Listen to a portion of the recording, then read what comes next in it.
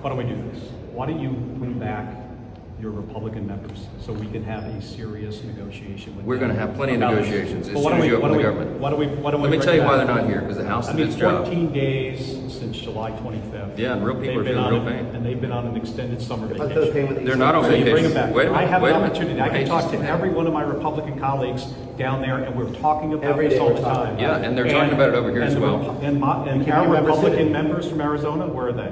They're in their Arizona. district. They're in their districts working here. Why don't we do this?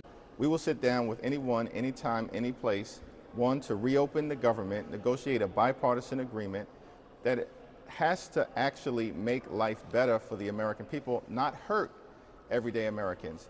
And a meaningful part of that is to address the Republican health care crisis, which includes, but is not limited to, the largest cut to Medicaid in American history, the failure of Republicans to address the Affordable Care Act tax credits that are expiring, hospitals, nursing homes, and community-based health clinics closing all across America, including in rural parts of the country, because of the one big ugly bill.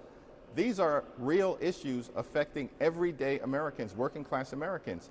And our view is that we need a meaningful response to addressing the Republican health care crisis, not simply a Band-Aid solution that Republican leadership in the House and the Senate don't even support right now. Take Lawler out of it, Congressman Lawler out of it for a second. I don't think you guys will be having a beer anytime soon. But are you suggesting that when it comes to Obamacare subsidies, you are for permanence or broke? If they're not made permanent, you won't change your position on the shutdown?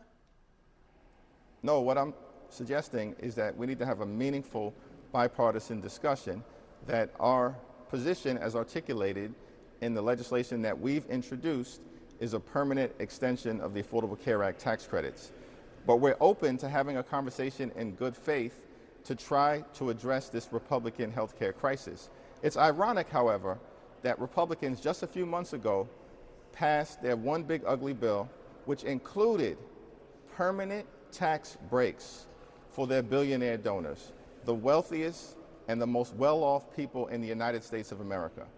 And so the question becomes, isn't it reasonable for working class Americans, for middle class Americans, for everyday Americans who are facing the possibility of dramatically increased premiums, copays, and deductibles? We're talking about thousands of dollars per year in additional health care costs.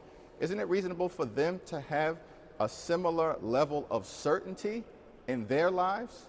And that's what Democrats are fighting hard to achieve.